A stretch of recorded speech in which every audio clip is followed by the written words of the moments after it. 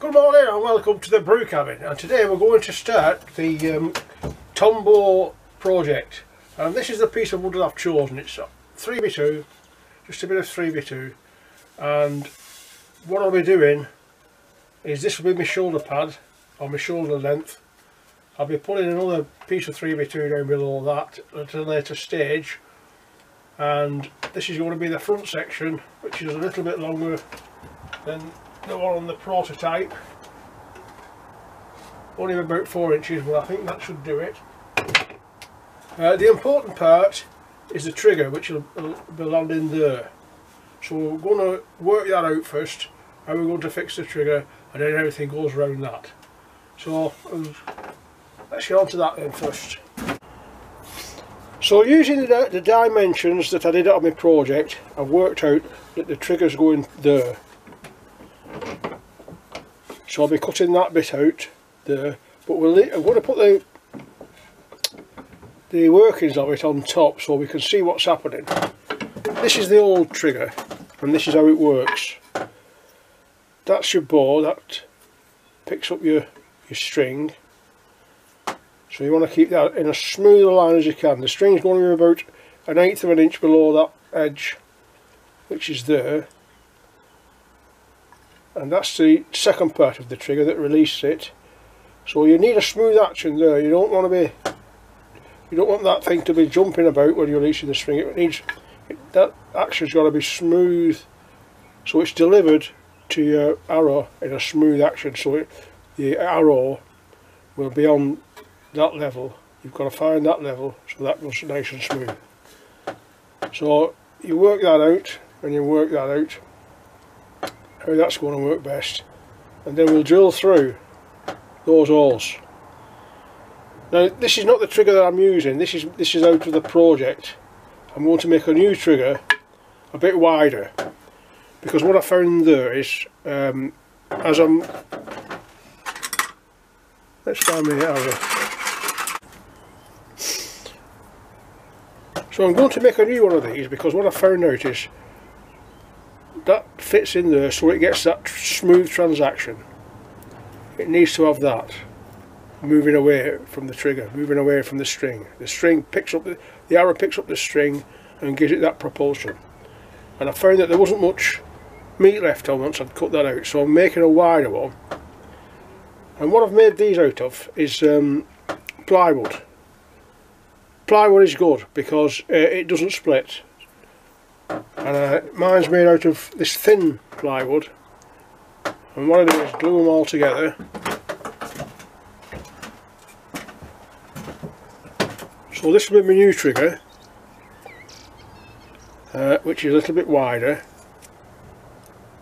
and I'm going to go ahead now and cut these out that shape, and then we'll plan it out on there where they go in, drill through, and that's the next stage. So that's what I'm going to go ahead and do now.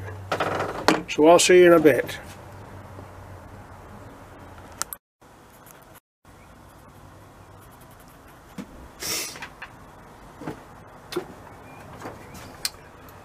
So I've marked out my pieces of trigger on this piece of plywood here, and I'm going to drill through the holes there because they're most important. And I'll be using this piece of bamboo as what they're going to hinge on. So I'm drilling these first because they're easier to hold while they're obviously one piece of wood. Better to plug that in first, I think, isn't it? And switch.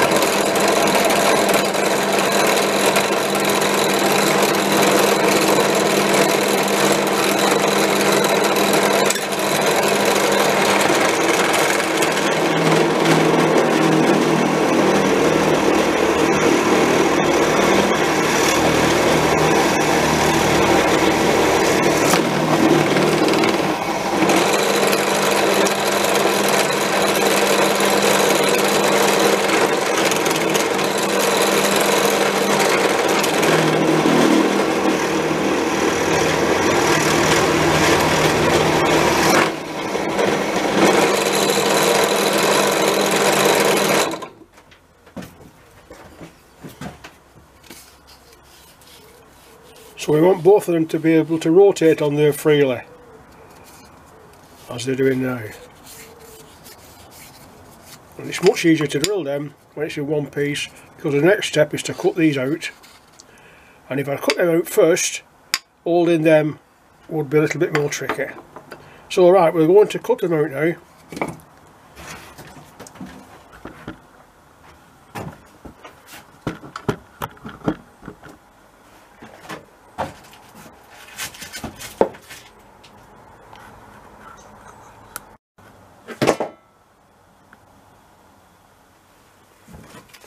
Right, so the next step is to cut these out, ideally with a bandsaw, but I haven't got a bandsaw, so we're going to use my trusty old jigsaw. When I say trusty old, it's a new one this. I bought this from Screwfix, $24.99, brand new, and it does the job. Right, so because I haven't got a bandsaw, I screw the wood down to a bit of scrap wood, and that holds it firm while you're cutting it.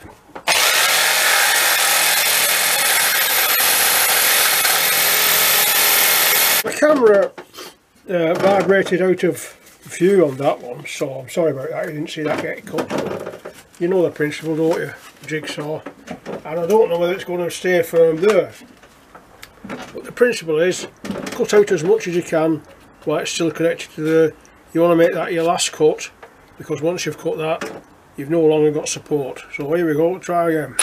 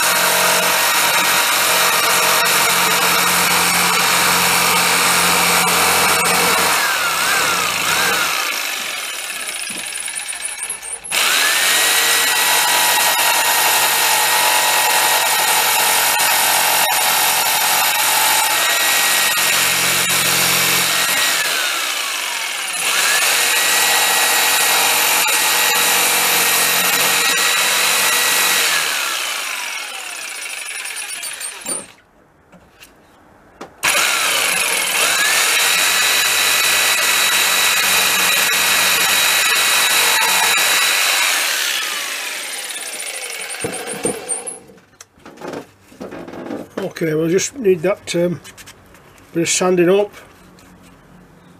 and stuff, and then we're ready for the next do.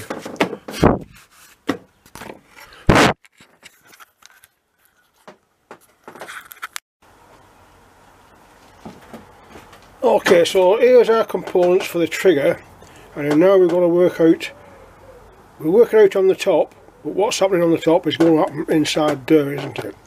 So we'll plan it out on the top. So we want that to spin. That's my line of the arrow there, though, I'm guessing, because I'll be digging that out there. So that's, we want that to spin there and let the arrow go at that edge. I've already cut out the notch there, and the string, the notch to hold the string, and the where's my arrow gone, Mara?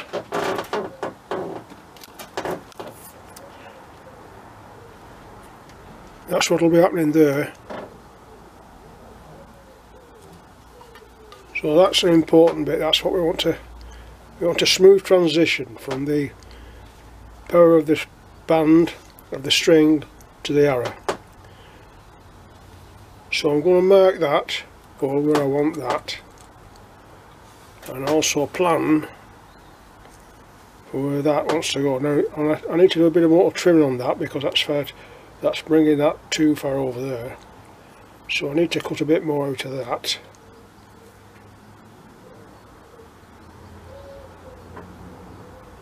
So I'll do that first.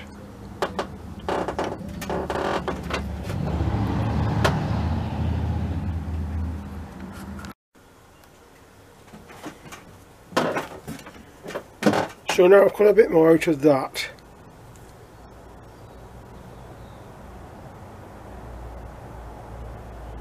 You can see that all wants to be there.